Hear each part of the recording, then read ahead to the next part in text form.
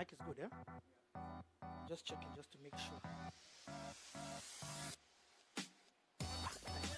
I like it.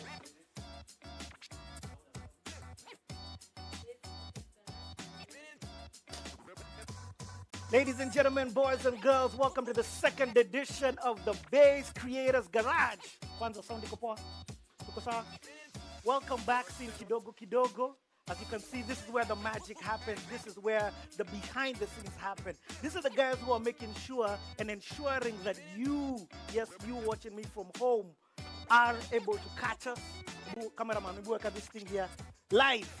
We are live, ladies and gentlemen, boys and girls. This is the second edition of the Baze Creators Garage. And our topic for today is about the business of content creation. Cameraman, I want these guys to see. You see right there? We got Bien, we got Faki, we got Lucy. I mean, we've got a hot panelist. We've got a hot convo for you. So right now, don't be greedy, share with the needy. Go all over social media, take this link, share it on your WhatsApp. Yani take a screenshot, work that thing on IG, because I promise you the value that you're about to receive from the conversation that we're about to have today is going to be much, people. It's going to be fire. In fact, fire emojis. Now, for those of you who are watching us for the very first time, why even lie? Episode 1, you missed out. But you know what? I got you. I got your back, man. I'm going to make sure and ensure that you just get a little taste of how it went down. So, check this out. The industry, while has been growing. Most important thing for a content creator is to be authentic. And generally, people in Kenya are quite creative. Sell what you know and who you are. There's no way you're going to sell sex to them. It won't give you money. As content creators, we cannot be comfortable. The people who have a smartphone in this country are only 50 million. My Instagram page is a TV station. Entertainment is a space ya kila mtu. That's why you see people like Rihanna and Beyonce just hitting up Elsa like it's no big deal. Nobody can tell me nothing. So many artists now embraced live gigs. Proposal, ndaandikaje proposal. Don't lose who you are while making content as well. Nisipochekesha kuna watu watalala njaa. Ladies and gentlemen, boys and girls, welcome to the Baze Creators Garage. How moto was that? How fire was that? Yani Mamito, Sharon, Eric, Omondi. That conversation was amazing and of a lot of value for those of you who are in the content creation industry. But today, we're going to be talking about this. We're going to be talking about the M-PESA, dinero, ching, cheddar cheese. We're going to be talking about money, people. So there's a bit of instructions that I want to give you, but first and foremost, man, don't be greedy, as I keep saying. Share this video all over social media. Share to your different WhatsApp groups, because the conversation today is going to be about the business of content creation and the money in it. The hashtag, Twende to QK. Twende to QK. Let's go beyond. And this is streaming live on the Safaricom YouTube channel. Come with me. I want to show you more of the behind the scenes that goes down. So we've got a cameraman there that is ensuring that you guys are capturing this shot right now. Over here on this other side, we've got another camera that is also capturing us. Now, these are some of the ways to make revenue for those in the content creation industry. This is the behind the scenes people making a lot of stuff happen. Guys, the conversation today is going to be about what? The business of content creation and the money in it. So, let me tell you a little bit about the evolution of the business of content creation. Now, the business of content creation has evolved, or better yet, exploded over the years. And with this explosion of the industries comes diverse ways for content creators to make money. That's what the conversation is about. From copywriting, guys who used to write on websites, to script writers who write the favorite shows that you watch on mainstream media. Storytelling opened up opportunities for bloggers to make money through ad revenue. This is my favorite. In 2008, saw the introduction of monetization of video content on YouTube. And the smartphone, where's my phone, by the way?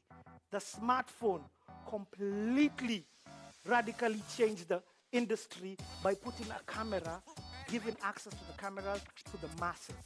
So, who would have ever thought that we would be in an industry where people say that their careers are digital influencers, where people say that, what do I do for a living? I am a content creator.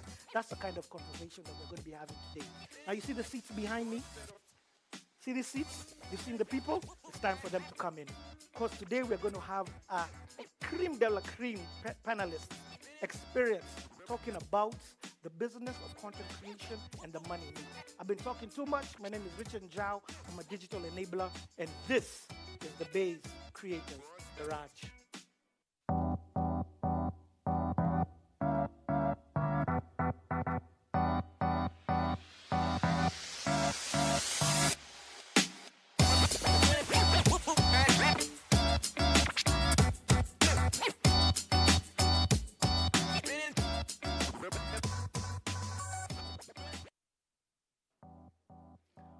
Welcome back. As you can see, I'm seated and I'm ready for the conversation. I'm about to have an amazing value conversation with the gurus of the industry, with those who've been doing it for years, actually those who've been doing this for decades. Now, if you're at home and you're thinking, Yanni, I've seen some of the guests who are going to be on this show, and you've got some questions for them, how are you going to ask your questions? There's two ways in which we can get your questions and therefore seed them to the panelists. Way number one, on the comment section. We're streaming this on the Safaricom YouTube channel, so just go to the comment section, ask your question, let us know who it's for, also let us know your name, and we will be sure to seed them as the conversation goes on. Way number two, for those of you who was on Twitter, hashtag is Twende2QK. So just put your question, make sure you put the hashtag. There's a team that's working to ensure that we get your questions. Now, I've been talking about, get your questions to give our panelists. So now it's time for me to introduce you to our panelists extraordinaire, creme de la creme, top of the top. First and foremost, we've got Faki Liwali. Now, Faki is a creative concept and content developer. He's the founder of Password Ventures Limited, a media, music, sports, and entertainment concern. He is a fast-rising filmmaker in Kenya with his efforts, a thriller-featured film, 40 Sticks, now streaming on YouTube. Big up for that. Previously, Faki has been well known as a talent and business manager, largely known for managing the great Nyashinsky. From 2016 to 2019, he has over 20 years of experience in corporate, media, music, and entertainment. His guiding mantra is passion, play, portfolio. Faki, quotations from the air, social distancing, such things. Next up, we've got the lady in the group, none other than Lucy Mwangi, who is the producer and co-owner of Moonbeam Productions. Lucy is a content creator with 19 years experience. Rewind, select the DJ, come again. Let me say that. Lucy is a content creator with how many years? 19 years experience in production and programming.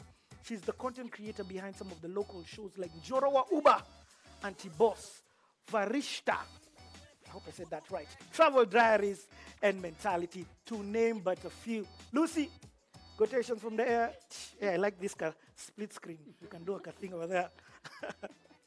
So, by the way, guys, 5 emojis for the amazing panelists. Now, last but definitely not least, we've got Bien Eami Alusa. He is the director of Soul Generation. He's an entrepreneur. He's the co-owner of Pace Soul. He's going to be telling more about this. Now listen to this. Give him a word and he'll write a whole song. Completely immersed in his musical passion, Bien is constantly seeking to get to the next level and can usually be caught somewhere just strumming his guitar. His writing has been featured on multiple artist projects and has taken him around the world.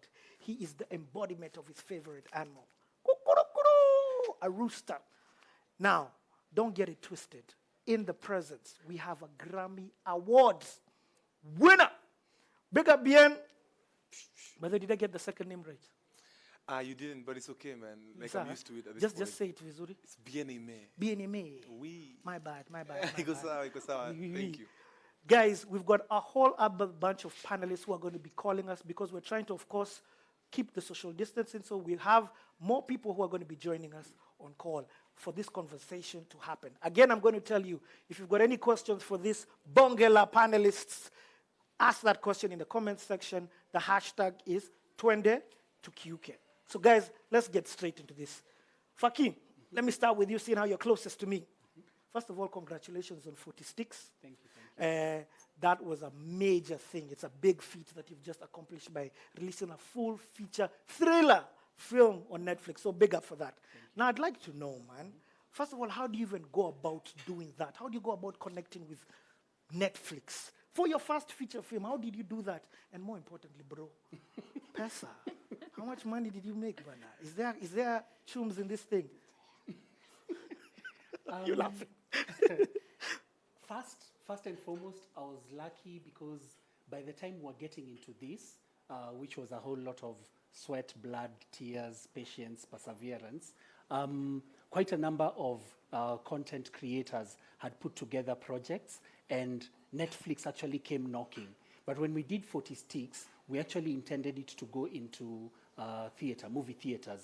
But when Corona came in, then we had limited choices in terms of platforms that we could place the movie. So luckily, Netflix came knocking. They actually came into Kenya, asked to meet with a number of content producers, and we were lucky to be called into the meeting. So everyone was able to present, and we were lucky to be one of the ones to be picked for our content.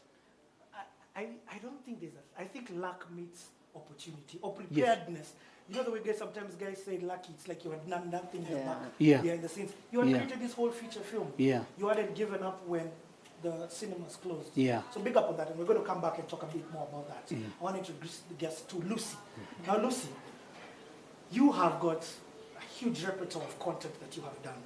Now, how does one go from idea to a show on TV?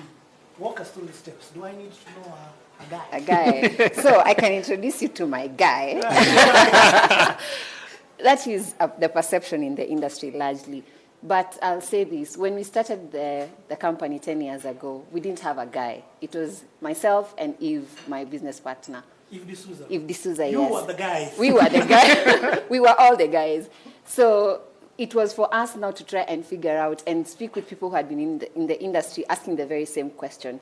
Do you have a guy, and can you introduce us to a guy? And everyone was saying you have to, first of all, prove yourself before I can even take you to that guy.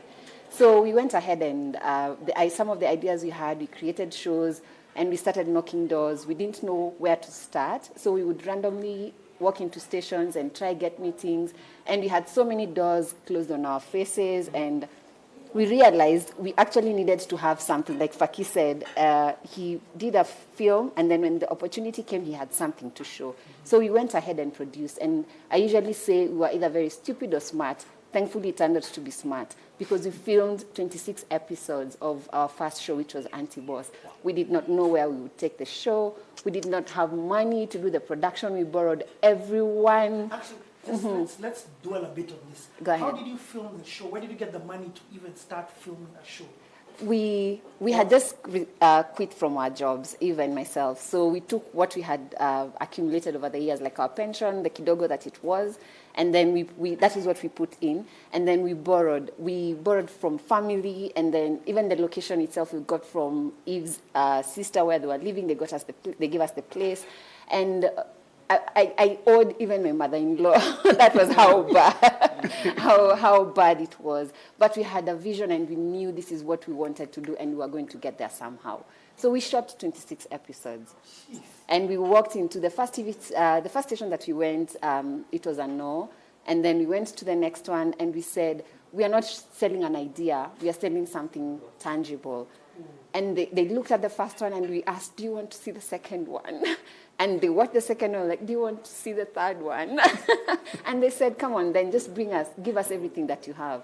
And that was our in. So no, there was no guy. Guys, Yani, throw them fire emojis into the comment section. That story is insane.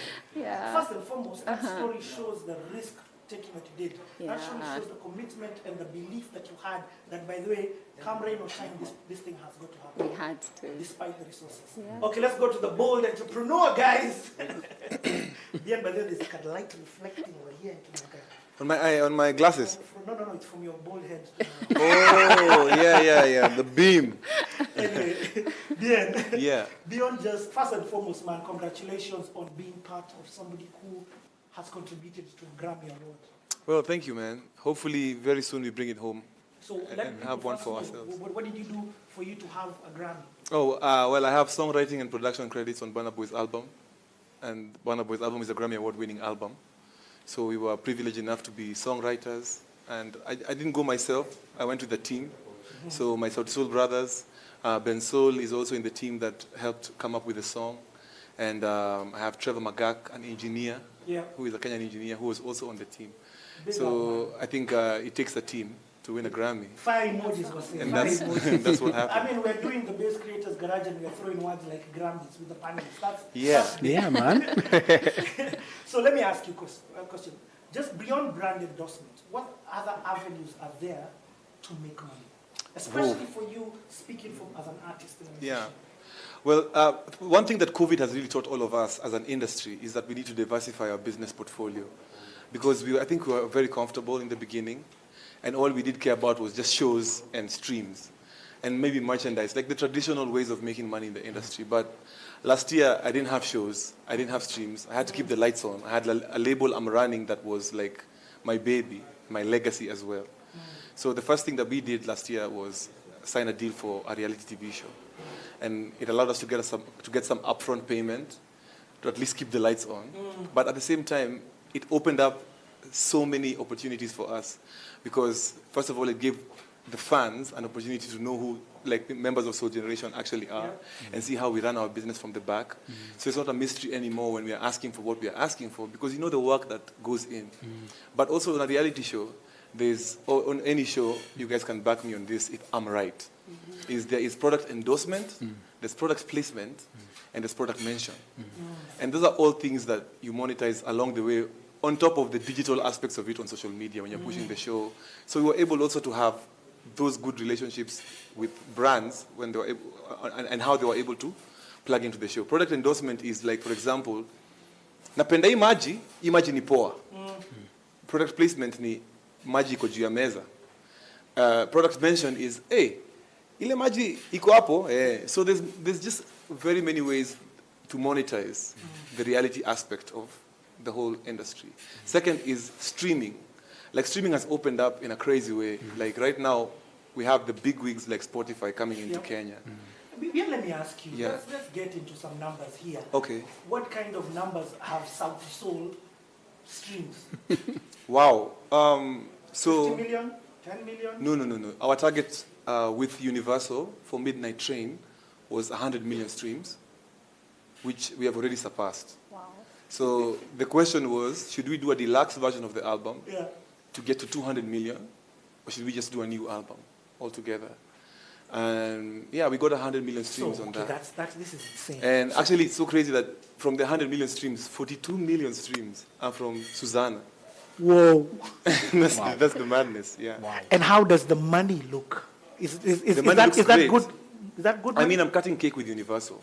So like, it's one of those questions where do you have 20% of 100 million, or do you have 100% of 10 million?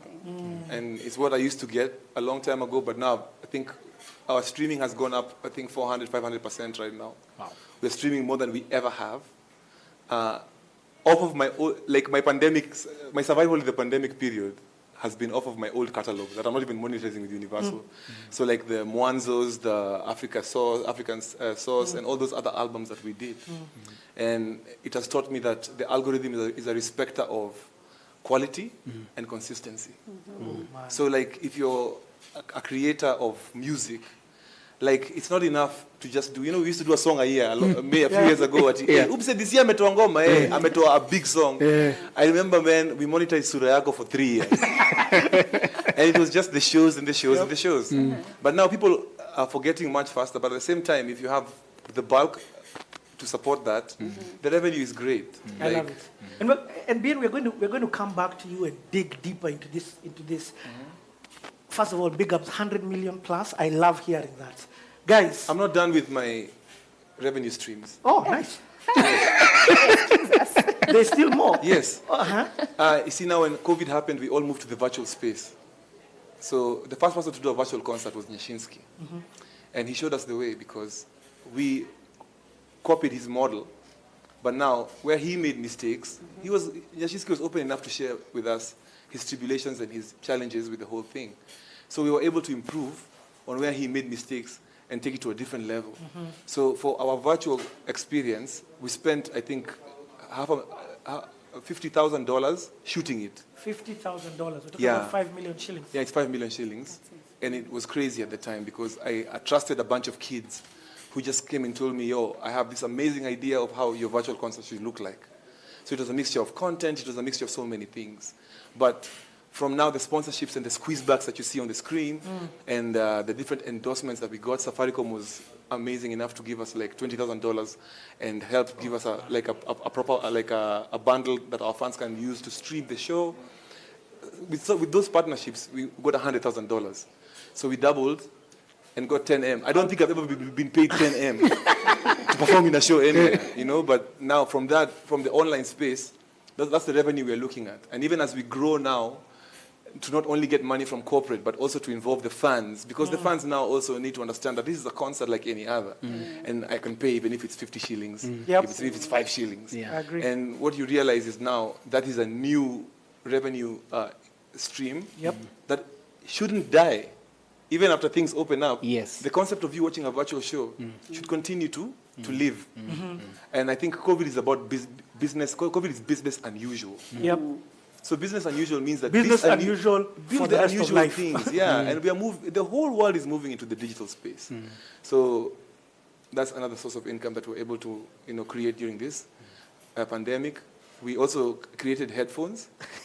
A partnership with Pace. The BN show. The BN, this guy. You call me for questions. No, I love it. No, keep going. Yeah, so we partnered with Pace, and we made an amazing, incredible headphones that are currently doing very well in the market. And we're just pushing, man. And Safaricom also, once again, has been amazing enough to allow us to stock our headphones in all their branches worldwide. Worldwide within, I was going to say within the countrywide, Kenyan but region. no, we are worldwide.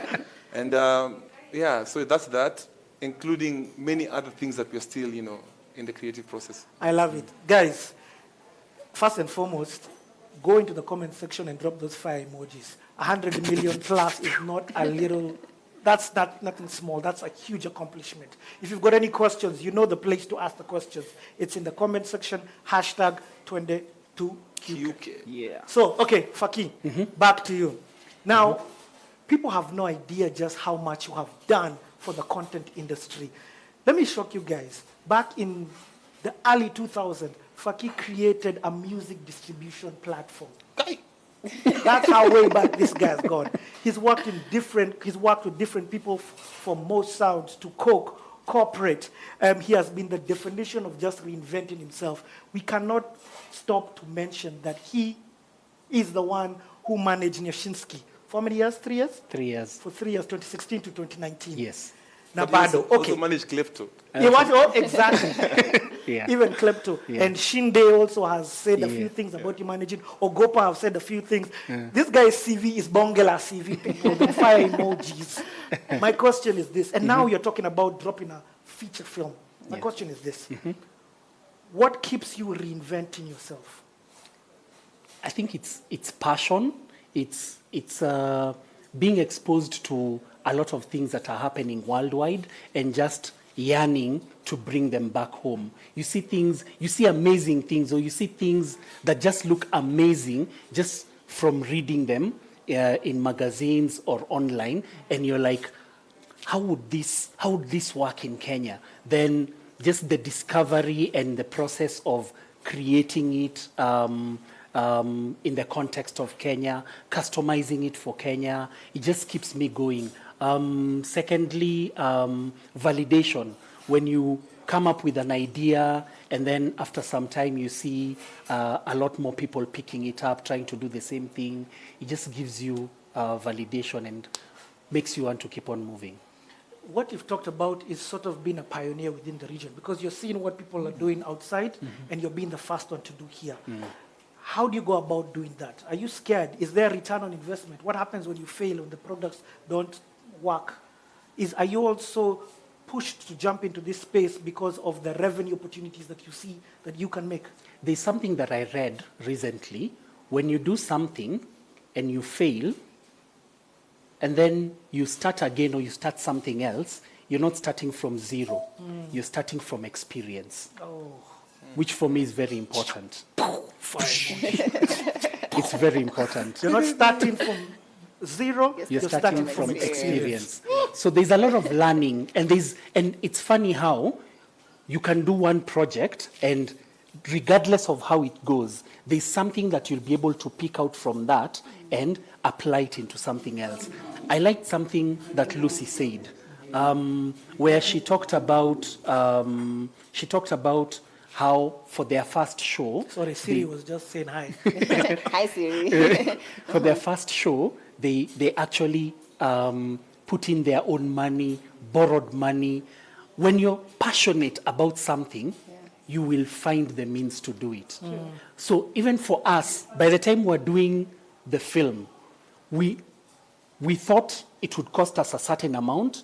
It went on to cost us more than 2 times that amount. We had to find the money, because one of the things that I told myself was, I'd rather have debts, but I have a final product, than I stop because I don't have money, then I still have debts and I have no final product. So, and for me also, something else that I learned from my mom, years ago, we used to run a shop, a retail shop, like where you buy milk, bread, and all. So I used to really enjoy running the shop.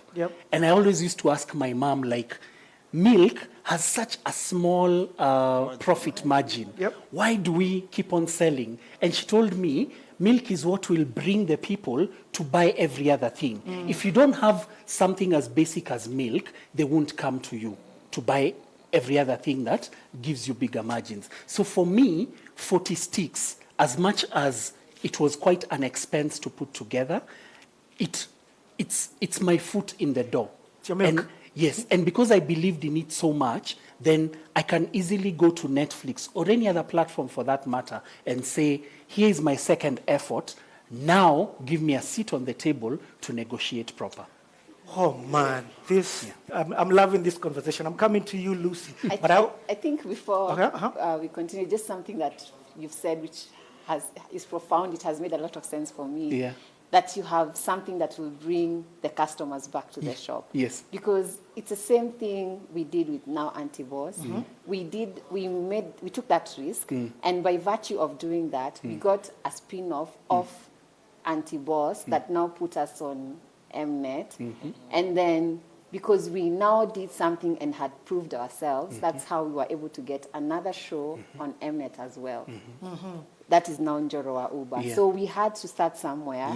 We needed to have the milk to be able to bring in the customers to give us something that would give us the bigger margins. I love that.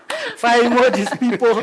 I'm sure your questions are coming. Keep them coming. Hashtag 22QK, YouTube Safaricom page. Just write your questions. I'm going to definitely ask. Now, also, we're going to have a representative from Safaricom who I'm going to be speaking just in a few minutes and asking a few questions, so we can hear also from the corporate side what they look for in content creators, so that this is not just content creators having the conversation, but we're also hearing from corporate Kenya about what's happening. We're also going to have somebody from KRA, digital tax people. Yes, I lied about the figures, guys. You lied about the figures. Okay, Lucy, let me just ask you this question.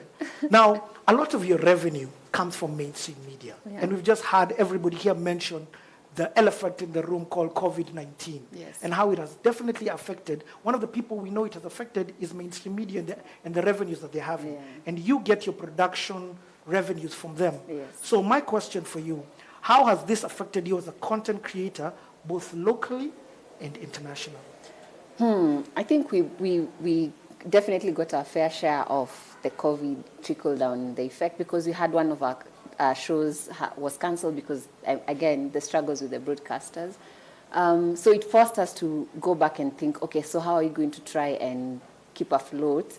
For us, it was largely to try and figure out how we would continue doing production in the space that we were in. And I take full responsibility for not trying to explore this space that I'm learning from BN. Did I get that right? Yes. The digital space. I'm a dinosaur like Faki, and for me, this is a new space that I'm trying to figure out now. And I have a small team in the office now, which is younger, which understands this, and they're the ones who are trying to navigate trying to show me how else we can be able to tell our stories, but on a different platform, to be able to, for these things now to make sense. COVID was here, it has disrupted how we were comfortable, we were doing things, we were okay. But now we were shaken up, we were being taken out of our comfort zone. And my thinking at the moment was, so how do I continue telling my stories in the same space that I've been, but try and work with the space that I find myself, the conditions that we're working with. And we're able to figure out, because production went on. Last year, but then what I'm hearing you saying is, from a production perspective, you even had to, because of revenues not coming in as much, you scaled down, but still told the story. We did. But then you even reduced the amount of people that you hired. We were forced to do that, which is quite unfortunate in my opinion. It also affected stories, how we were telling stories. We had to readjust our storytelling to fit the guidelines that had been laid out. So there was that. But now it's us to try and figure out, in the event, we don't know how long this is going to be the situation. So how do we stay afloat as a business in the opportunities that have come up or are coming up away from the traditional media? And I've got to ask you this, to pick on from what you've said. So with COVID, more people have been home. Look at the amount of people who are right now watching us from home when the second lockdown. Big shout out to you. Thank you so much for tuning into this conversation. So I'm sure there has been more demand from the consumer in terms of, I want to watch more, I have more time for this. So that means people like you, has there been an increase in the demand for content? Okay. Basically, are you making more money? Can you mute the KRA guy? Okay. Yes, so there was, on the flip side, people were home. So on-demand video, the platforms Showmax, we were able to get a lot more viewers. Faki told me that they binged watch Njoroa Uber during this period because they were home a lot of the time. So that has happened. Like, I would get online and see comments. Someone has randomly asked, what can I watch? I'm home.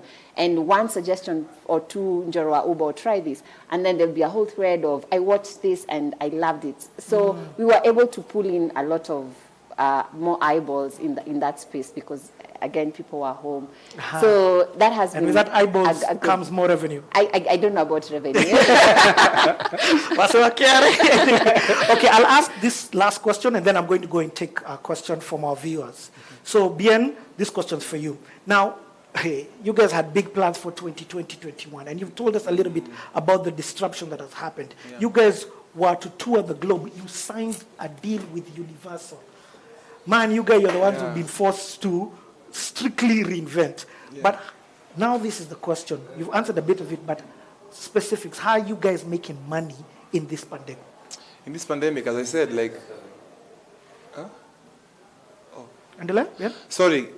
In this pandemic, as I said, man, we are making money through innovation and how we've been able to like reinvent ourselves and cracking the code of like understanding streaming and how to like monetize fully the digital space. So I would say like the bulk of our cash has come from the digital space, and that is set to improve over the years. Yep. I mean, our projections in the next, like maybe say now to 5 years, I really hope that every year on a minimum, from streaming alone, I haven't even talked about endorsements or any other business venture, we'll be able to make $1 million minimum. From streaming alone. Yeah. From Yeah. streaming alone, just like from streaming, from listening to the music. And you know, you're speaking here in dollars. We're talking about 110 million shillings. Yeah. I think just mention that part of it is going to Universal. Yeah, just to be because safe. Yes, KRA. Check it. Because, you know, like, I learned about streaming and it even changed a lot of things, by the way. It changed how I write music. It changed how I package my product as a musician. Streaming is trying to get people to listen to your stuff for as many minutes as possible. So how do you create a piece of work that when I start playing song number 1, I play till song number 13? Yeah. You know? Attention. Exactly. And you're fighting so many things, man. You're fighting with the scroll, with what? All these animals of people's thoughts. So, like, first of all, in future, we're going to be making shorter bodies of work, but never just one song. Because if you're making one song, you're putting too much pressure on that one song to deliver for you a bulk of emotions. So we're going to be making bodies of work, and these bodies of work are going to be like 20, 15-minute lessons, EPs. And that 20, 15 minutes is where we're earning our revenue from. And I'm so positive because when I look at the revenues of, you know, it's the big songs that pay for the small songs. But the small songs, the big songs are a chopper. I learned this from a friend of mine. The big songs, A friend called Richie. the big songs are like a chopper. They go up this way. The small songs are like a plane. They lift off. And what I've realized now, even from my album, is that a song like Nenda Lote Mama is actually doing better than the hits, than Susanna and the Insecures, because it was a slow riser, but it's always rising. Yep. So that streaming animal is what we need to understand as a people, and understand that even in your album, when you're creating music for streaming, you create music that's in the same temperament. So you don't create a club banger, and then a slow song, and then a what, because you're giving somebody a chance to scroll to the next. I learned that from Wizkid's album too. When I listen to the first song and the last song, they're all in the same like beat. You're like, this guy can't, this is not creative, these beats are the same, but no. There's a reason why it's the way it is. It streams properly. It's supposed to just flow. I learned that from the Snoop album, Doggy Style. Exactly. It just flows. It just flows. Like when you put song number 1. Yeah. Before you know it, there's song number 2. The music never really stops. Yeah. Because Burna Boy's mom is talking in the middle, telling you in Africa right now. So you listen to that as well. Before you know it, you're in a new song. Yeah. And I've learned how to manipulate that animal, and that's why I'm saying, like, I am seeing so much grace in that particular revenue stream. Also, something that I want us to really build more on is the reality content that we're going to be doing. And we're going to come because you guys have a reality show. Yeah, I hope we can grow to have spin-offs like you, and have Bensol do his own show, and have Viri do his own show. Like, how do we grow like that as well? Okay, I also learned that from an artist called A-Star. That guy's album flows, man. Go stream that. Anyway, I've got a question for our viewers. These guys are asking questions, so let me just ask them. Now, Roy asks, how do you maintain quality? And anybody can take this one. How do you maintain quality when you don't yet have the fans? That's a very good question. Who wants to quality in what? Is it in just maybe in production? Content in general? Yeah, in content, yes, in content. Okay. I'll give an answer that may not be conventional, but that's the truth from me. If you really want to do something, funding is not what will stop you from producing something quality. It's your passion. We've seen instances, and without mentioning names, it's something we're discussing with Lucy actually. There are people who have funding, but they don't do as good a job. Actually, sometimes funding can make you lazy. It's a hindrance. It can make you lazy. So you need, and it's a sad thing to say, but it's the truth. Sometimes you need a bit of struggle, because that struggle makes you want to work harder to do something. So I'm not saying that you should always struggle, but funding is not it's not always the answer. It's not. Brokenness breeds creativity. Yes. You get what I mean? Innovation. And also, like, sorry, are you going to say Go something? ahead, Sweetie? no, go ahead. You need to leverage on your relationships. Yes. Yeah. 9 out of 10 times, if you're making content, you surround yourselves with other people who are making content. Now, the money aspect is how you're going to pay your friend, how you're going to pay your friend who's a director, how you're going to pay your friend who's a photographer, how you're going to do this. But if your vision is something that is legit, you get, a vision is an infectious thing. Like the vision of the CEO drives the whole company. And so like if the holder of the vision wants to see this thing work, then your relationships are sometimes even 70% of the cost. I love that. And then finally, I had a conversation one day with a lady called Sylvia Mulinge, and she told me that a lot of people just don't start because they're waiting for things to be perfect for them to start. But it's progress, not perfection. I love it. So you just keep on moving. And with time, the quality of your product increases. Yep. I love that. I call that the Nike philosophy. Just do it. Just start. Just start, Just man. start. You know, Yeah. So I've got another question, and this is directly to you, towards you, Lucy. It's from Tandiswa. Hey, Tandiswa, are you watching us all the way from South Africa. Maju? South Africa. But they're asking, Lucy, how can a script writer get in touch with Moonbeam? And I'll also add on that and say, is script writing become a career that people in Kenya can live off? Don't get me started. My Wrong platform. This is Baze Creators Garage. Wrong platform.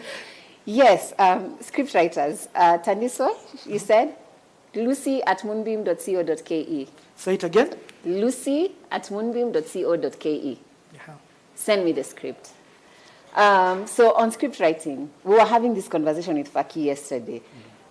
We have, in my opinion, a very limited pool of very good writers. We have people who can write, but we don't have writers.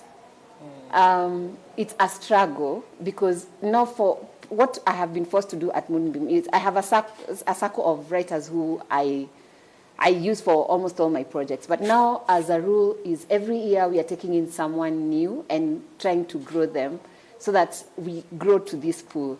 Because you call writers and they will tell you they're working on this project or they're working on another project. Like really good writers are very hard to find.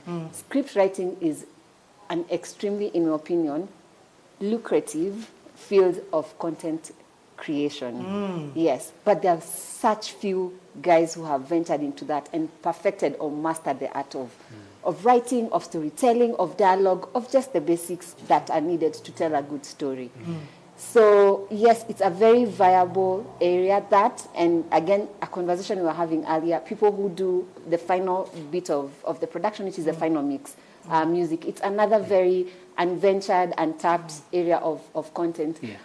I think we limit ourselves in terms of what we think we know, myself included, because we assume in terms of content, you just need a producer, there's a producer and the director. But there's so many other departments, so many others that are really very raw and just need people to understand and venture and invest in those areas. Let me give just a small story. I have a sister-in-law who works in a milk production company. They sell milk, they package milk. But she was telling me about this guy who she sits next to, who is constantly wearing these big headphones. I think they're Baze. And That's what you call a brand mention. That's a brand mention. The guy is like writing things and you call it, I don't know what you call it, but creating beats on the computer and doing things. And he is so bored at his 9 to 5. Like literally you can see his face is dead when he walks in. And this came about when I was telling him my frustration of trying to get, I have one guy, brilliant, amazing person who does all my shows, the final mix for the shows, but he's extremely busy. And sometimes it becomes very frustrating when I have a deadline. But I try to go and find an option, and I will always go back to him, tail between my legs, because I can't find someone who can do as good a job as he does. And I said, this guy is doing someone else's job. Because of him, there's someone who wants to do milk production who doesn't have a job. And this guy is in the wrong field. Because you have this perception that content and production does not pay, or you cannot make a living off of that. 100 million. 110 million. I even have like the same I have the same issue with songwriters. You see, now, in Kenya, we are always talking about how, like, that guy is dope because he writes his music. But Rihanna has never written a song in her life. And Rihanna's catalog is worth more than any catalog I know in this country. And last year in January, I had the pleasure of going for a songwriting trip where I went to write for a German artist. And there is where my eyes were opened. Like, songwriters in Germany are given a songwriting advance of up to 70,000 euros. That's 7 million shillings. So you go to Germany. So you find like someone who lived in like maybe another city, like in Stuttgart or where, now can afford to live in Berlin and chase their songwriting dream. Now, these songwriters all meet in a room every day for 365 days and write one song a day. When I went there the first day, because of my hunger as a Kenyan, I was called to write hooks and choruses. Yes. I wrote 7 on the first day. But you were contracted as a I was contracted as a songwriter. But now, on the second day when I went there with my fire, they told me, no, we don't work like that here. Here we do 1 song a day, but we do 365 songs. That consistency. And I would like to open that up also for songwriters here and for artists to understand that on the value chain of music, songwriters are very much the backbone of the storytelling element of the song. So true. And in Kenya, I want us to get to a level where Soul Generation can even give an artist an advance so that when you're writing songs, you're not worrying about your immediate bills. I love what you're saying. In fact, big shout out to one of the people who I know who is a great songwriter, Riga Pitson, amazing songwriter, plus a whole bunch of other people. Okay, I want to bring in corporate Kenya into this conversation. It's not right for us to have this conversation just as content. Let's find out, what is it that corporate Kenya wants from us? Is that okay, guys? Yeah. Is that okay? Okay, so I'd like to introduce you guys to Amelia Aganda. Amelia is the integrated media lead of mobile data, digital products and services, and terminals at Safaricom. Some of her key achievements include being the digital lead in the development of the revamped Baze website and Baze app, and also driving award-winning marketing campaigns for global and Kenyan brands. Hey, Amelia, how are you doing? Okay, nice to see you. So my question for you is, I'm going to get straight into this. What are the big mistakes that content creators make when trying to approach corporates? And then, let's first start with that. What are the big mistakes that content creators make when trying to approach corporate? Okay, so I'll start with the mistakes that they make in terms of like when they want their content to be placed or work with Kenyan people. I think not understanding your audience is a big one. Because when you understand your audience, that's the first step of any successful marketing initiative, and especially in content marketing initiative. When you understand your target, you'll be able to create content that resonates with them and engage them in that way. I think the second is not having your own unique voice. So as you create your own content, you should have your own unique voice, don't copy someone else. Just try and be your own self as you create that content. And I think the third is not looking at data. I have had Bien talking about what their past experiences are, and how they leverage that into the new. Okay, Amelia, we're having a little bit of a technical issue with you. We're going to come back to you, but let me just quickly ask Fakir a question. Corona, as you can clearly see. Okay, Fakir, you have been one of the most successful people to monetize content when it comes to managing artists. How do musicians make a living from music? I mean, you've been here from, as Bien said, from the Klepto days. Yeah. So, of course, pre-corona, the major revenue stream was from gigs, doing gigs, because there were plentier, and streaming was not as big back then. But now, of course, streaming has come to beat gigs at this point. We have other alternative revenue streams like Skiza, Safaricom Skiza, where you find quite a number of artists make some pretty good money. You on a guys make some monthly good basis. money? Yeah, I mean, not compared to Vernac artists, but Yeah. like we make reasonable urban money. Okay. Yeah. Yeah, I mean, of course, the amounts vary. Yeah. Not everyone will get Michael Joseph's salary, you know. Bego, Safadhali, please. Oh. Yeah. Then we also have endorsement deals that artists have. Artists have been getting. Not many artists have been getting that.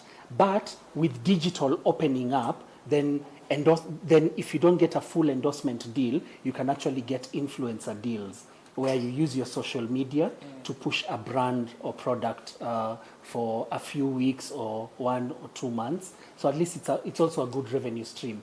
There's also another revenue stream that is not much utilized in Kenya, but I'd love to see more of it, which is actual product placement in music. And let me plug my something that I did years ago. You know the song Tatizo, the song that had seven artists. Tell me you're the one behind that thing. Hey,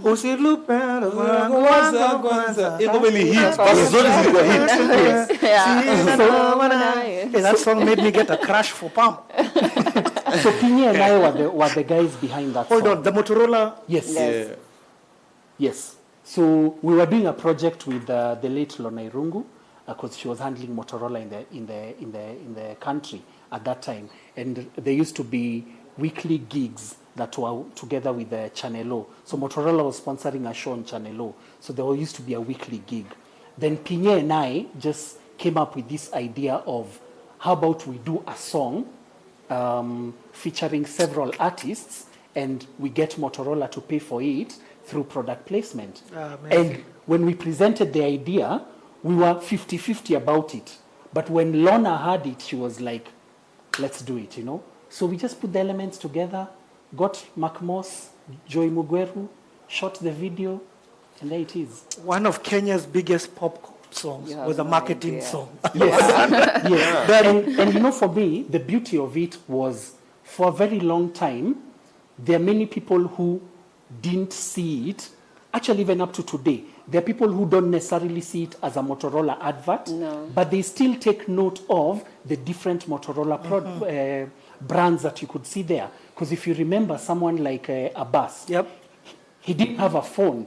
He had the headphones. You know, the others had phones that they were playing around with, and you could see that they were playing around with different versions of Motorola phones. So I think there's a lot of opportunity to be able to creatively do such, not only, by the way, in music, but also in TV and film.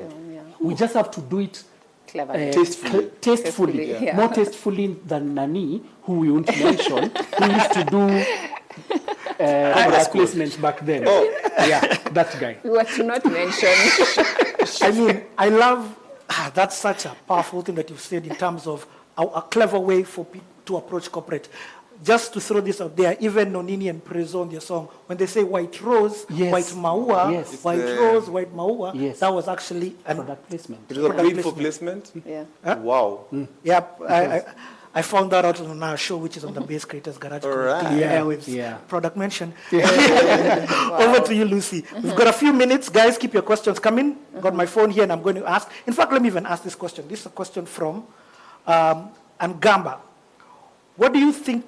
How do you think we can attract young people into adopting creative writing? How do you put to use the poetry classes you take in school and monetize on them? Remember, this conversation is about the money in it. So I really like that question. Have you got the question? Just say that again. Let me ask the question. How do you think we can attract young people into adopting creative writing? How do you put the use of poetry classes you take in school and monetize on them? Okay. I'll try and answer it based on how I understand it. Is how do we utilize the skills that we learn for those who are interested in creative writing? I think based on the very first question you asked, where is there room to be able to how do we make money from this? The basis of what we are. Because if there's the attraction that I can actually be able to make money from something that I love and I enjoy and I'm passionate about, then it's easier for more people to be able to follow these channels. I think sitting back, even as a parent, not being who I am right now, if my kid told me that they want to be writers, I'd find that very strange, because how do you make money? Do you want to write a newspaper article? It doesn't make sense for me. But there's definitely room to be able to make money from creative writing. You just have to be very good at what you're doing. You just need to master your craft. Like I said, there are so many people who will say they'll call themselves writers, and they will send you something. But then when you read it, you feel sad that they will sign off writer, because you have not tried to invest in your craft. We imagine that we are good at what we do, but there's always room to learn and to be better. And like you say, you went to Germany and your eyes were open. If you had not taken that trip, you would have sat here, uko tu sawa. So you constantly have to try to improve on what you think you know and learn more. And I think once you master your craft, once you understand what it is that you're doing and work towards that, there's room for you to be able to make a living or make money from that. There's room for writers.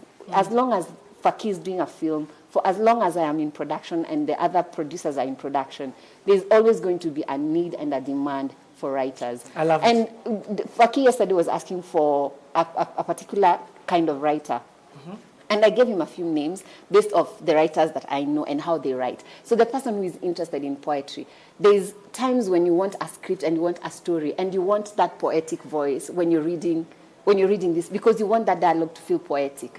And I know if I'm writing such a script, there's someone in my pool of writers who I will give that, because I know they have that ear and they will understand what I want. So the person who has learned or is passionate about poetry, there's room for you as a writer in whatever it is that you decide. With that poet, there's opportunity for everyone. I love it. Yeah. I love it. Guys, how amazing is this conversation? Where are them fire emojis? Where are them fire emojis? As you can see, I'm obsessed with fire emojis. Anyway, guys, thank you so much, each and every single one of you, for the insights that you have been sharing. Yani, you guys have been dropping nuggets on nuggets on nuggets. Can I share one more, please? You're feeling that you need to chomoka, eh? Please. Things done. Please. No. We are. There's Share one something more. that I feel that is really important, and of course I'll give a disclaimer. I'm not the gospel, but I think it's important information, and it has to do with content from a music perspective, as well as also from a TV film perspective. Now, with digital really opening up, and digital being the way that the audience is accessing this, and I'm building also on something that Bien said. In terms of music, you know, the digital platforms, the streaming platforms will pay you as a musician if your song has been streamed past the first 30 seconds. Now, you need, that has changed, and I even saw someone tweeting about it sometime this week. That has changed how songs are structured. A long time ago, you'd put your bridge or your climax in minute 2. But now you have to make sure that you get the attention of someone within the first 30 seconds. Because there's so much content to go through, it's so easy for someone to move on to the next thing. Yeah? So it changes the game totally. You have to ensure that you get someone in early. Same thing with the TV and especially film. One thing that I was taught by someone who, unfortunately, I can't mention, but really helped me when we were doing 40 Sticks, and helped me so much that we changed the edit of how 40 Sticks started, was because of the amount of time people spend watching something and making a decision of whether they want to go on watching it or not. Your story, get there faster. 3 words, get there faster. If you have to do something to hook somebody into the story within the first 2 to 5 minutes of a film, do it, and then now start your story after that. I love it. But hook them.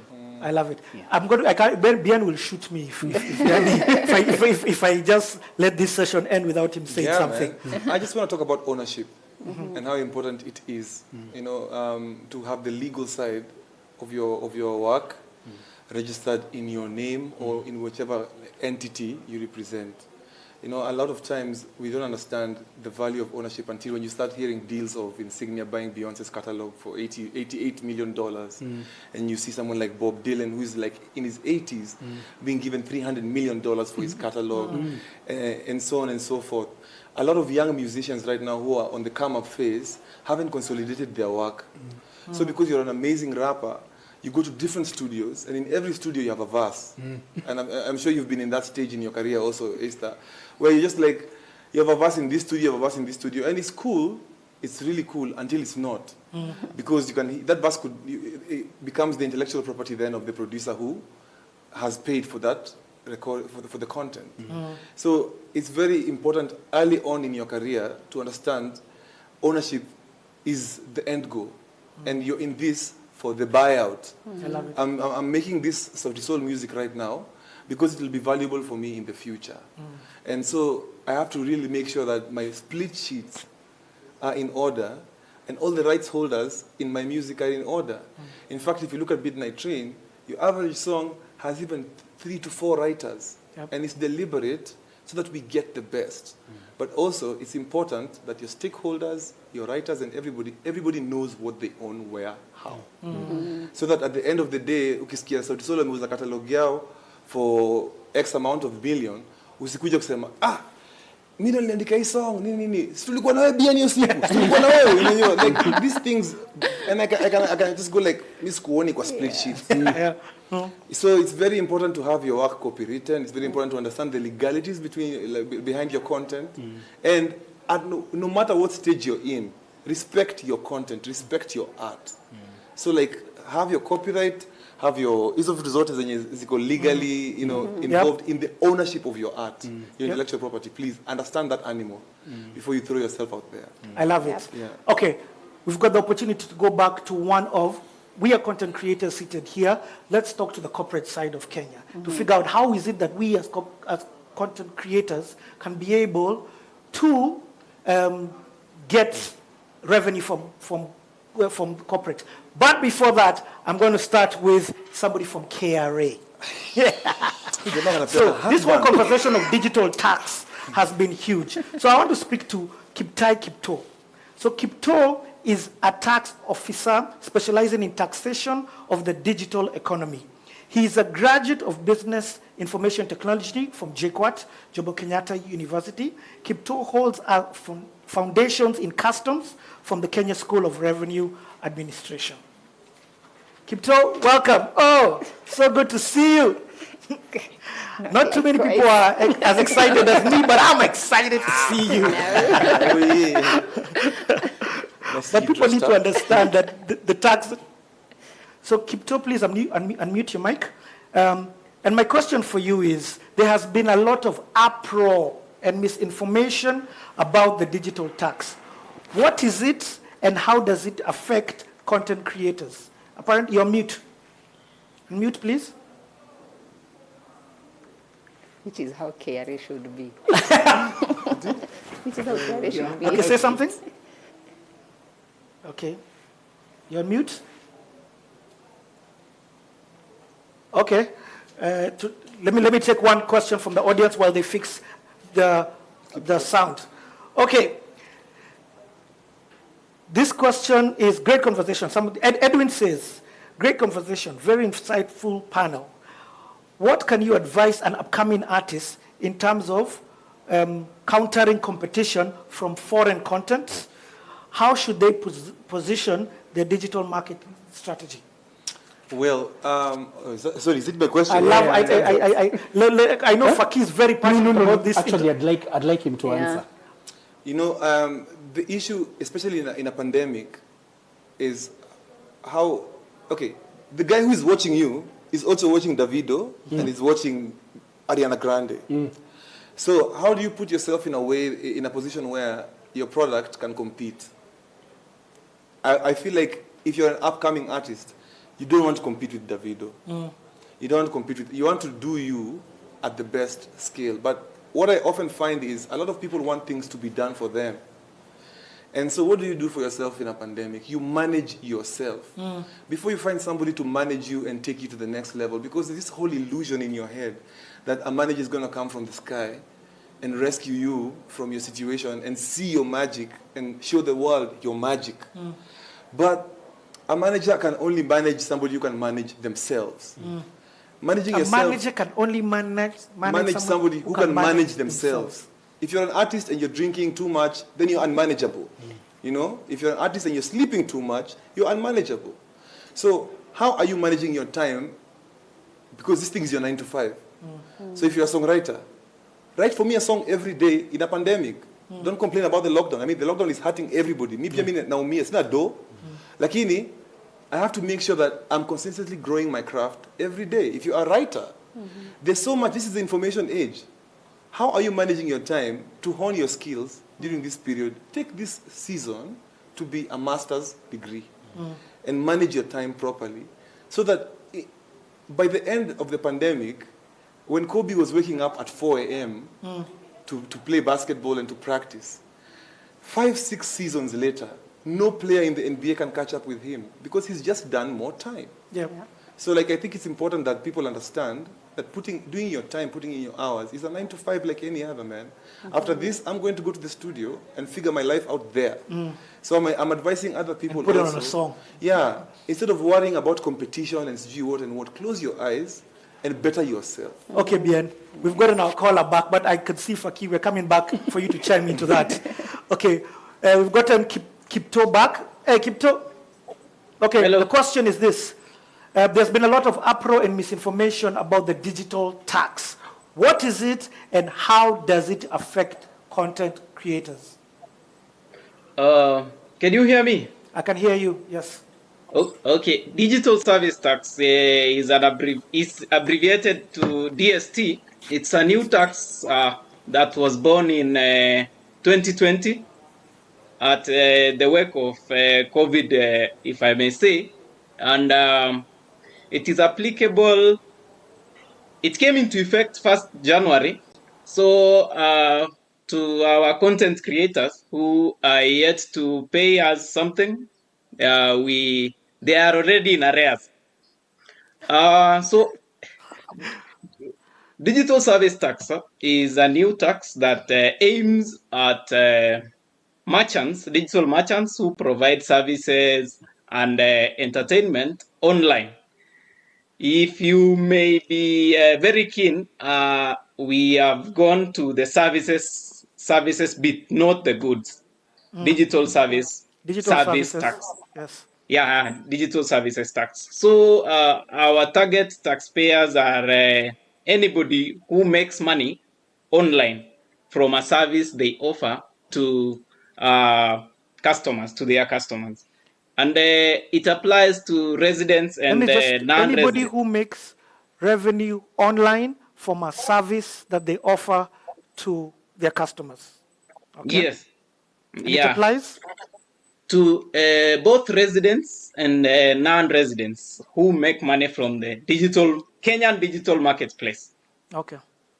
Yeah. So from the panelists that I've heard from, all of them are our customers.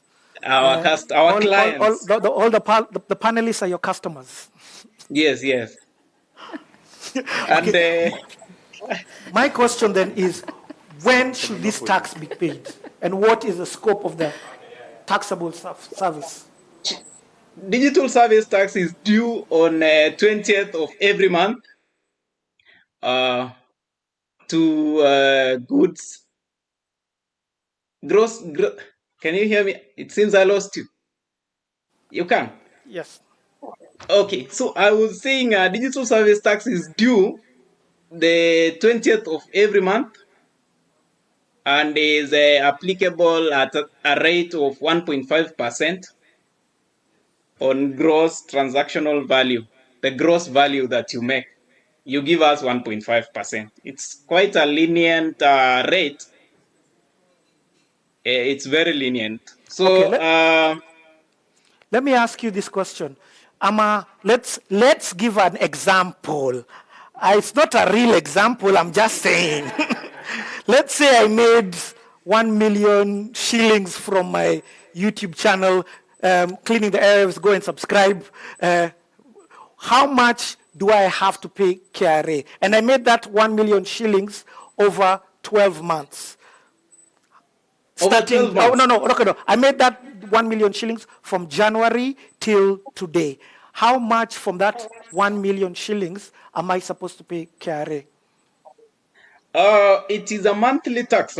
We will split it over the months that you spread the money, that you earn the money across the months. So let's say if it's 1.5 million that you made up to March, maybe, so it will be 500,000 every month, right? Yes. So we will do 1.5. Yes.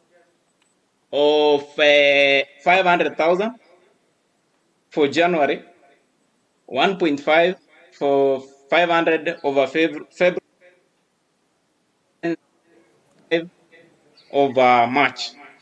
Okay. And then you pay us that amount. So that 1.5, very important for content creators to note, is a monthly tax. And this is of the gross revenue of the digital revenue that they've made.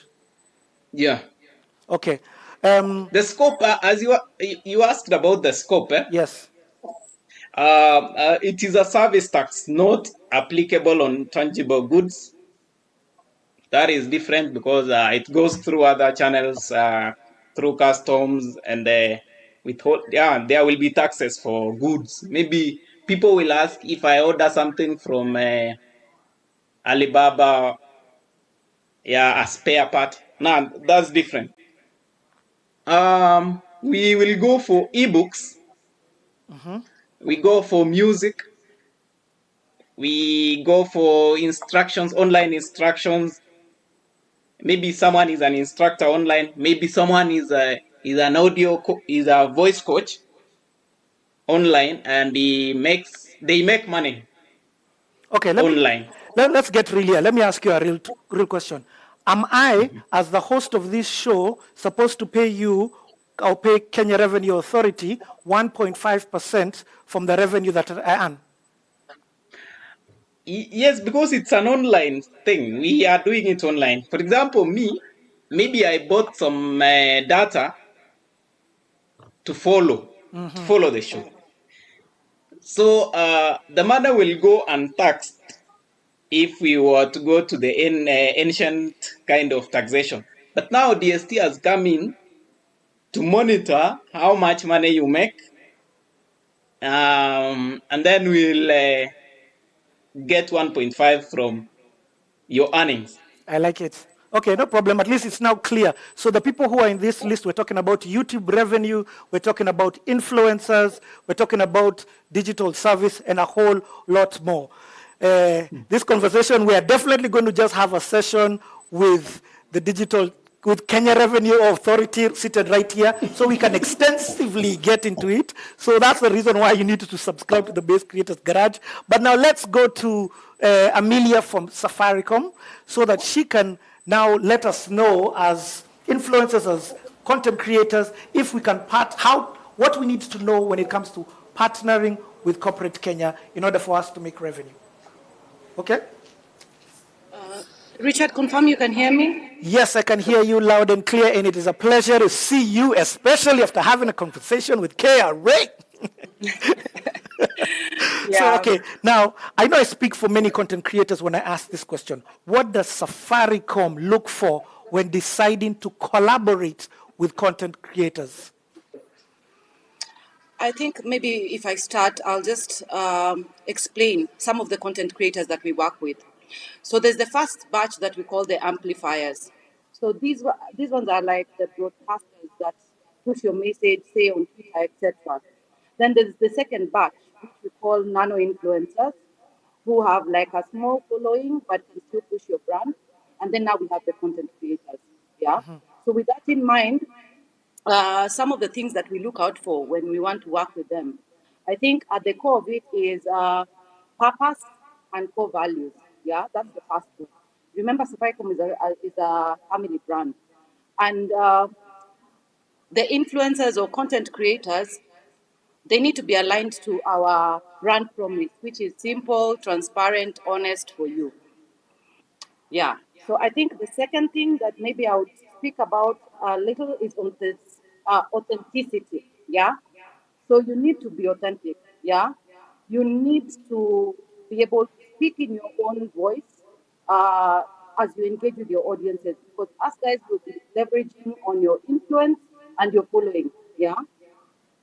The other thing that you need to note is as we work with influencers, it's based on some of the objectives that we have internally as Safaricom. Yeah. So for you to be able, for us to leverage on your audiences, then it means that you have to pick some of those objectives as the influencer or the content creator. So that is a big part of it as well.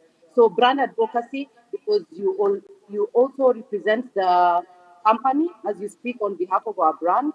So that's really important for us as well, because you need to carry out your communication in a way that safeguards the company's reputation. Yeah, so you can't go out and start speaking in a manner that Safaricom wouldn't. Yeah. Okay. So I think those three things. I love for it. now. First, and in fact, I want to push more into something that you said when you talked about nano influencers. So the myth out there is that in order for you to work with Safaricom, you need 1 million people, you need 1.5 million followers, 800,000 subscribers. What I've heard you say from the nano influencers is that I may have my 10,000 people, but when I tell these people to jump, 5,000 ask me how high, how many times, meaning that I do have true influence over these people, and therefore I can therefore work with Safaricom because of these influences. Could you please talk a little bit more about that? Okay. So if we look at it, we can look at it in two ways. Yeah. So you might be a macro influencer with a huge following and guys not engaging with you. But you might be a nano influencer with 1,000 to 2,000 followers. But however, when you put out a post or you push any kind of product or service, then you find that the engagement rate is about 10 to 50%. Yeah. So it's of more value for us to go after the nano influencers and maybe pick many of those. Yeah. But that's dependent on the objectives of the campaign. Yeah. Okay. Yeah. But we work with the nano influencers as well. Just one last question before you leave, and that's this. You had answered a bit of it, but we had some technical issues. And what are the big mistakes that content creators make that would make corporate Kenya stop working with you? Okay. So I'll put that in two buckets. So the first bucket is the ones that are already working with corporates. Yeah. So lazy posting, let me just call it lazy posting, where you take the branded communication, the links that have been posted by the brand, and you push that. Yeah. So that's lazy posting. You need to put in some effort. You need to figure out how to be able to pick that message and do it in your own way. Yeah. So the second, I think, is using insightful words or like harmful stuff on the internet, because we don't want to be associated with that, and you don't want to put the brand in a place where you're compromising on the reputation of the brand. So the third thing that you might always think about is not using the logos. So you pick up the Safaricom logo, you put it on part of your content, and you push that. You pick some of the end frames for Safaricom for you, you put that on your content as well. So that's a no-no as well. And the last one, I think, is the agency representative that is working with you. You need to always share the work with them, yeah? And if you're in doubt, you need to ask, yeah? So those four, I'd go with those four for now. I love it. Thank you. Thank you so much. In fact, I'd like my panelists to respond to either Kipto or to Amelia just from what she said. Is there anything that you guys can chime in there and say? One thing that I definitely think is that Faki needs to be connected, especially with that creativity of Motorola. Just throwing it out there. He's creative. But no, for real, is there anything that you guys would like to even respond, even on the digital tax? And I'm going to call Kipto back because we've got an audience question from the audience. I'll be honest, man. Like on the digital tax, I feel like there has not been consultation to understand the needs of the industry before you put the tax on it. Because even as a normal business, I'm taxed after my expenses. I'm taxed after, like I put down my expenses as a company, and these are my profits, and then this is what I'm taxed based on that. And here we're taxed based on gross. And you don't understand that Faki may have $1 million to shoot something, but 99. It's just expenses, man. Yep. You're a channel of that money. Yeah. So I feel like a proper understanding of our needs would be appreciated before we are taxed. Okay. Yeah.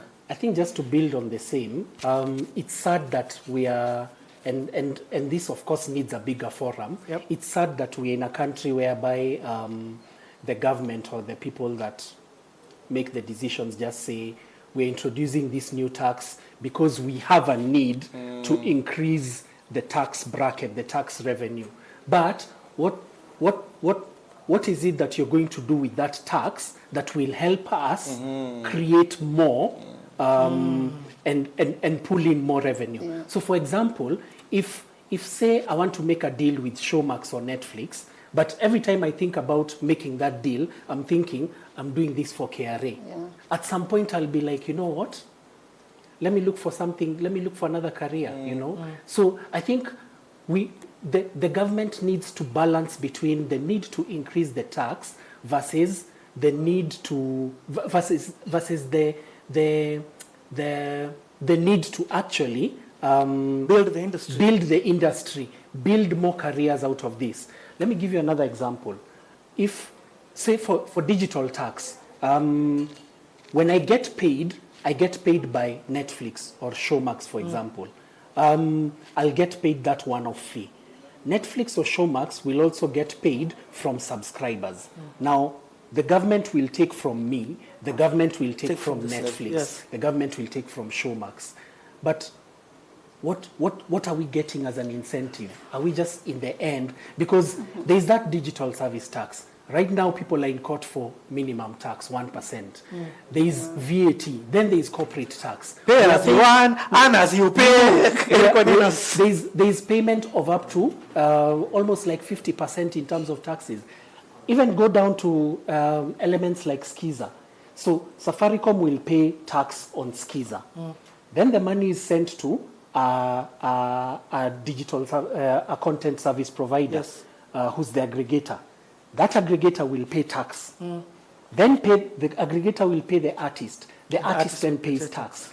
There's some point where some of these taxes, there's duplication, but no one talks about this. I think I love it. I think this needs a bigger platform, like you said. We're actually going to have a whole Baze Creators Garage where we're going to be having this conversation on digital tax. I can see it's something that people are very passionate about. There's lack of education about, and that's the reason why we had. But can I say one thing before you call? Say one thing because we need to bring him back. Yes, I think it's very simplistic. It just needs for Kipto. Kipto, come to my set.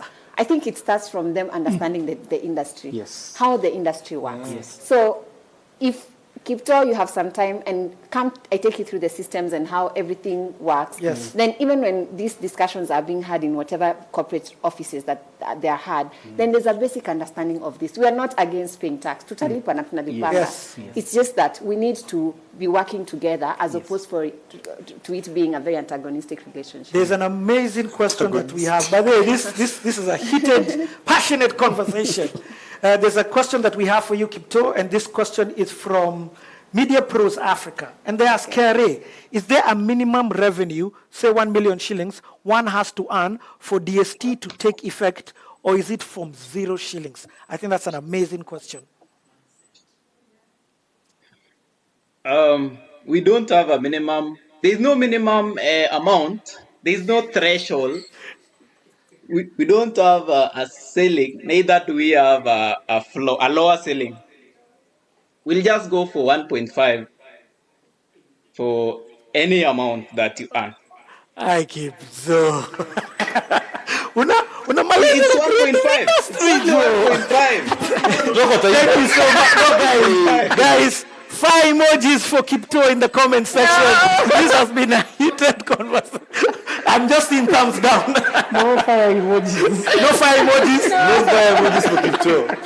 Kipto, thank you so much. Let me tell you, thank you so much because you have given us value.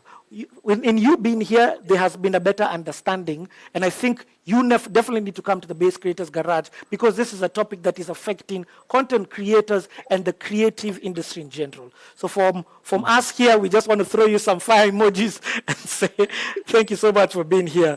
To each and every single person who has been watching us, listen, keep your questions coming. First of all, fire emojis definitely for my panelists. Do not go anywhere. It's not over. By the way, it's not over. It's not over. Faki brought up a question about Skeezer tunes. And we're going to be having a representative from the Baze platform come and tell us how we as content creators can make money. And I'm going to be asking the hard question about break down the financial splits so that I as a content creator can understand what comes to me after my hard work. But in the meantime, throw them fire emojis. Bien, you have been absolutely amazing. Yani, thank you so much. Lucy, oh, by the way, big ups. Continue doing what you're doing. Continue keeping us entertained in this time. Faki, guys, subscribe to Netflix, 40 sticks, and demand for more content from all our panelists. A big thank you to you. It's not over. It's not over. It's just taking a break so that we can get over the pain of the DST and come back. See you after the break. Shusho, wamesema hakuna harusi. Kwa nini? Hapana, haiwezekani. Mamia harusi lazima itaendelea. Pike Brian record tustrimiwe du. Nasema Safaricom iko na 500 MB free kila siku. Sasa tunaweza kustream hiwe du. Hi Shusho. Get 500 MB free kila siku and never miss a moment. Miaka 20 safari anza ya kutunganisha kama Wakenya. Twende tukiuke, let's go beyond, let's go beyond, let's go beyond. Mimi na wewe tukikundi. Any questions that we'll have?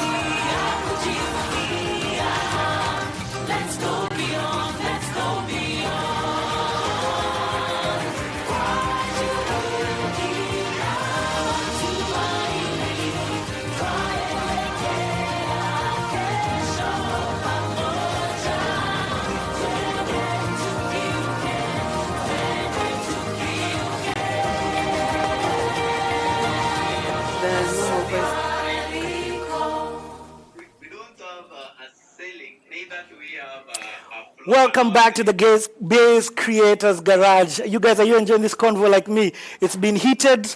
It's been informative. We've learned a lot. It's been inspirational. It's been what we need to just push us on in this content creation journey. I hope each and every one of you is enjoying this conversation. Now, the conversation continues. Remember, the conversation for today is the business of content creation and the money in it.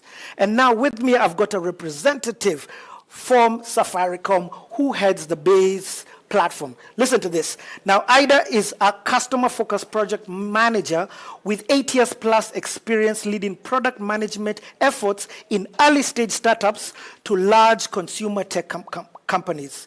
She's currently the product manager for the video at Safaricom PLC and has created the video product Baze, a platform which enables content creators in Kenya to monetize their content. Prior to that, she was the product management Samsung Electronics and led the smartphone and accessories product team for Eastern and Central Africa. Quotations?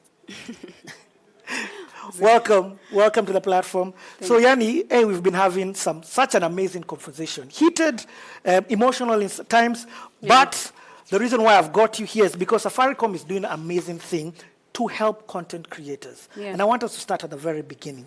Sure. What is Baze? So Baze is a video streaming platform primarily designed for mobile. And with Baze, we basically want to offer content to Kenyans. We are saying Baze, we want to position Baze as a home of best local content. And on Baze, we want consumers to come and find content that entertains them, that informs them, that motivates them, then of course inspires them. And a session like this, Baze Creators Garage, is actually content that's available on Baze where people can go and watch and be uplifted and learn from other content creators that have gone ahead and succeeded and actually get something from it. So when you think about content creation, there's a value in creating content. And for us, Baze platform is a platform where we want local content creators to actually earn value for the content they create. So it's a distribution platform where if I just had one video I have shot and I am at pains to try and open, for example, a YouTube page and build subscriber numbers, you can actually get an avenue to distribute your content on the Baze platform. So how customers can access this, you can dial *544 *55#. Okay, let me say that again. First of all, we now know what Baze is. Baze is a video distribution platform where me, as a consumer who wants to watch local content, can go on it on the platform and watch. So my second question is this. But then we're going to tell don't worry, we're going to let you know how it is that you can access the platform because it is live right now. Okay, I am a content creator. Let's start with the content creators, the people who are putting the content on. Yes. How do I get my content onto the Baze platform? Okay. Before we talk about how, let's talk about why you should get your content on Baze platform. I mentioned that it's a distribution platform, and for Safaricom, having built our customer audience over the past couple of years, we are actually promising that your content will be accessed by our 15 million plus smartphone customers. So that's broad distribution, and when the team that was here talked about how they create content, and everybody wants to be on Netflix and Showmax and all these other platforms. We are saying Baze is that local platform where you can actually bring your content and it's distributed and made accessible to consumers. The second thing, our niche is local content, so we want to ensure that by creating content and putting it on Baze, there's value that is given to you as a content creator. So we've designed the business model in such a way that the content creator is the one that walks away with the most money. And I think we mentioned this in the last webinar, that you actually earn 60% of the revenue that is generated off your content. Okay. There's something that you've just said that I want to just touch on a bit and then ask you the next question. So you've said that our niche is local. Is that to say that 100% of the content which will be on the platform is local? Not 100%. We have a lot of international content, but we want to focus on ensuring that we showcase Kenyan stories to Kenyans. Okay. So we are going heavily after local creators because I feel like that's an industry that's not been tapped.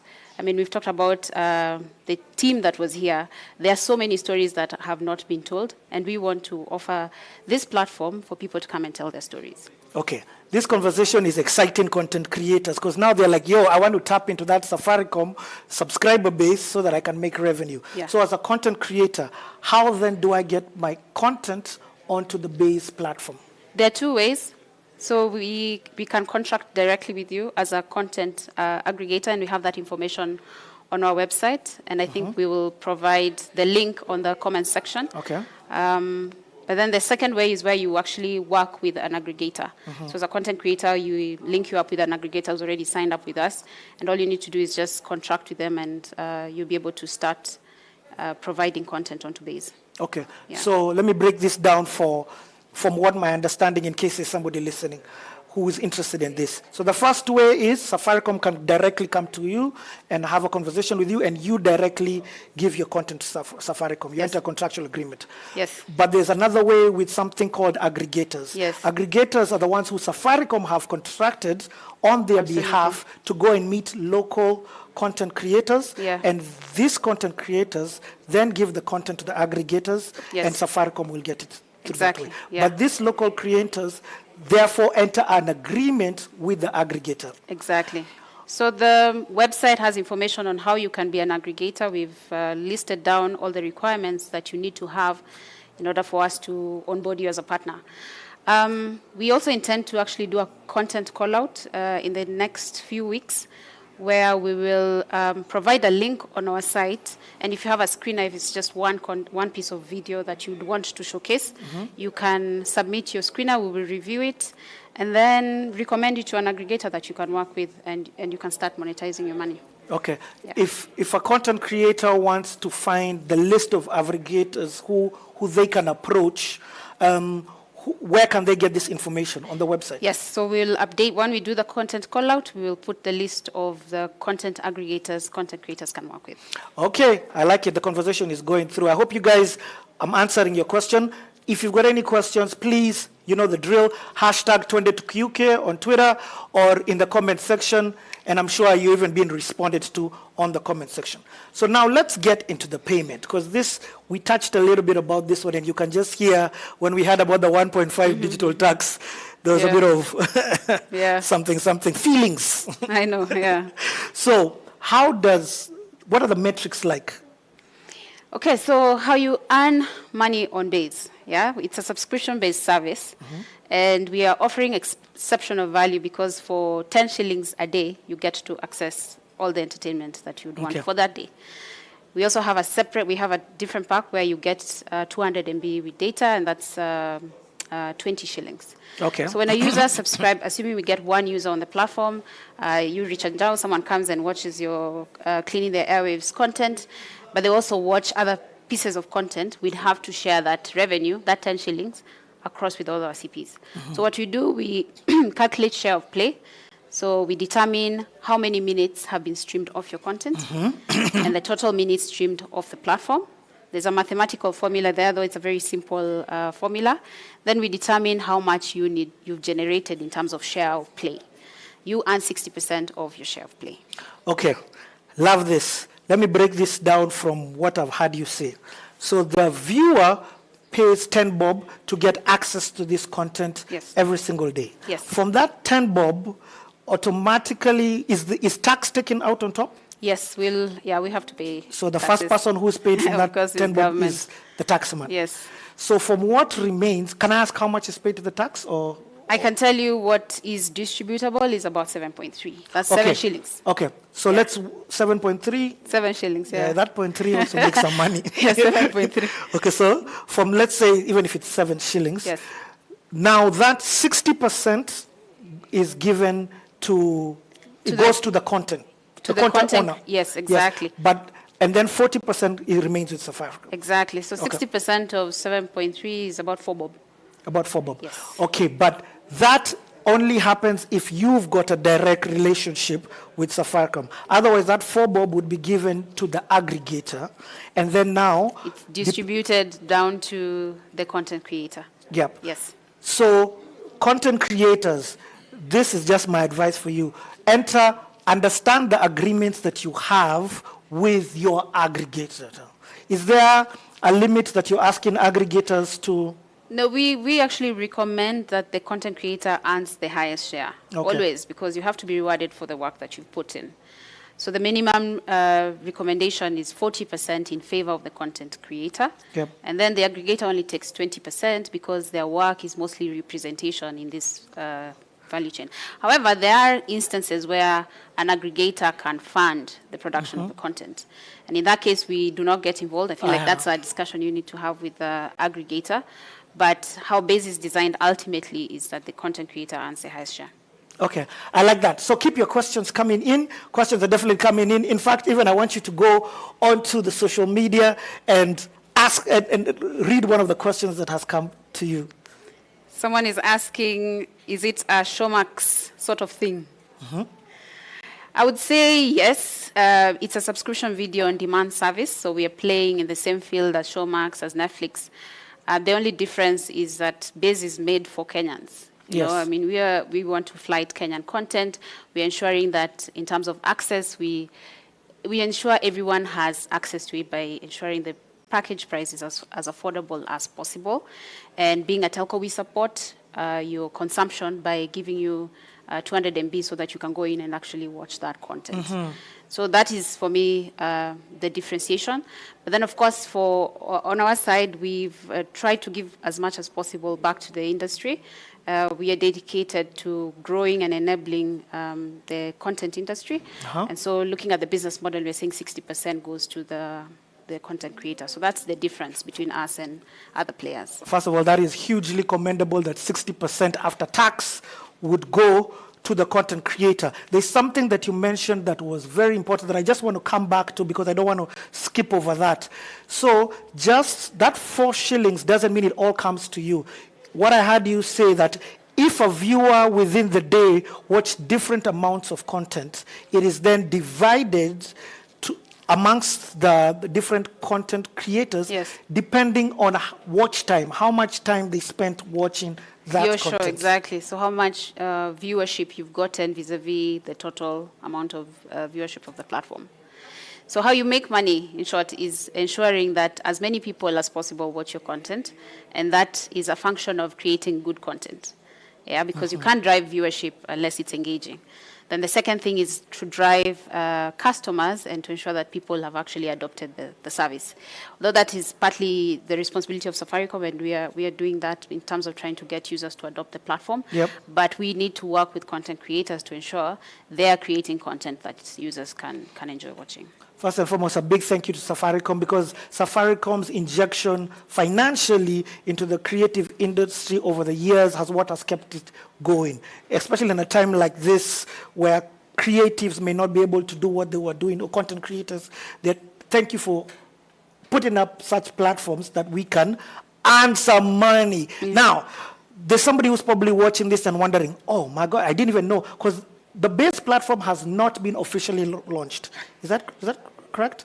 It's in the market. So we've been in pilot, and the approach as a product manager, I'll tell you, we want to build a service where we pick insights, we iterate, and keep changing to ensure that we ultimately deliver something that users love. So we've been picking insights, and we're in the process of actually rolling out, and hopefully we'll be able to break our campaigns end of this month. Okay, there's another question for you, but just before you read that question, I've got a question. How does a viewer then access the platform right now? What can a viewer do? So the service is available on USSD. You dial star 544 star 55 hash. So you dial star 44 star 55 hash. Yes. Let's repeat that again. Take out your phones. You dial star 44 star 55 hash. Yes. And you're able to access this content. Yes, yes. You'll buy the package. It's 10 bob. You'll see the different packages. You'll get a link to baze.co.ke, and it's hassle-free. You don't need to download an app to experience it. So I love it. Let's check out the last question that you have before ending the show. So thank you so much. If you've got questions, by the way, the comment section is there for you. But what's the question that you have? What question do we have? So the question I have is, how do you join Baze? I think for us, it's very simple. As long as you have content and you'd want to distribute your content on the Baze platform, you can reach out to Safaricom and we'll be able to guide you on how to do that. There are 2 ways. You can work with an aggregator or you can come to us directly. The people who are coming to us directly, of course, have a huge catalog of content. Someone like Lucy, who's created content for quite some time, or Faki. But there are content creators who just want to, probably break into that industry, and they have one video, and they think that video is what will make or break their lives, and it's something that it's of value. So we are accepting all forms of content. I love it. So the difference is that we will link them up to an aggregator. So let me just ask, is there any content that you are not accepting to the Baze platform? Is there a certain type of content where you're like, no, you may have the quality, but this one we don't do? So we are a family-friendly brand, as we said. Family-friendly brand. So we are steering away from politics and any content that will, it does not uphold our values as a brand. We have an editorial policy that will guide, but in terms of genres, we are open to all genres: drama, comedy, sports, faith, agriculture, lifestyle, fitness. So yes, we are open to different forms of content. I love it. So if you'd like to join the Baze platform as a content creator, you've been told how to do that.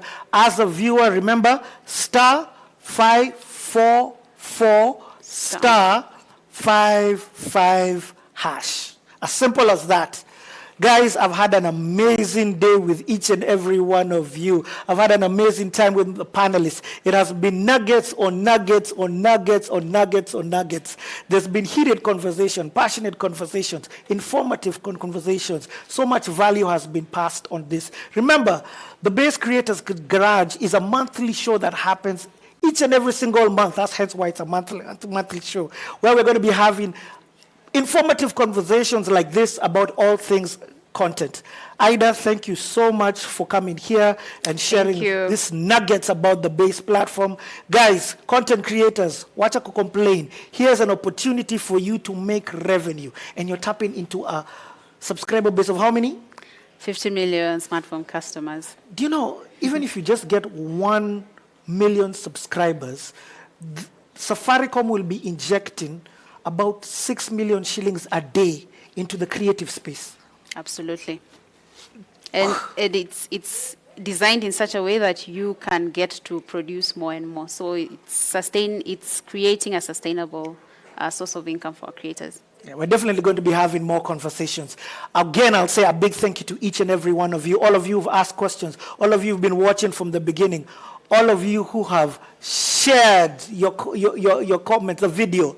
So to each and every single one of you, to the team that is making it happen, to Safaricom, all I want to say is twende tukiuke, and see you at the next edition of the Baze Creators Garage. Star 544, star 55 hash. Thank you so much. Thank you. You're not... Go to...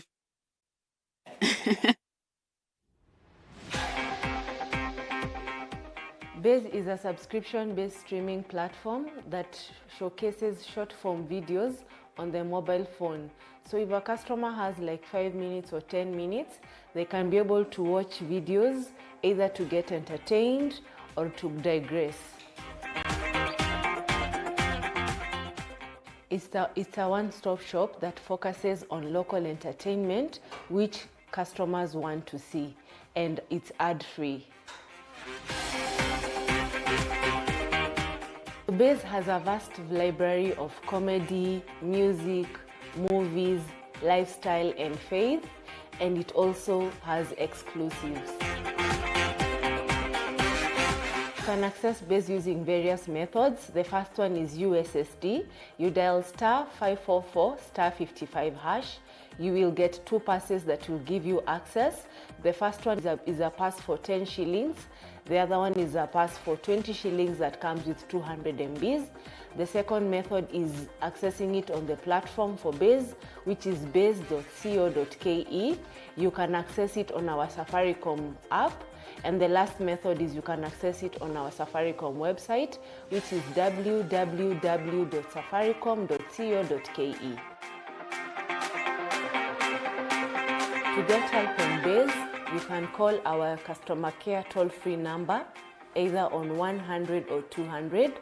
You can get help also on our social media pages, on Facebook, Instagram, or Twitter.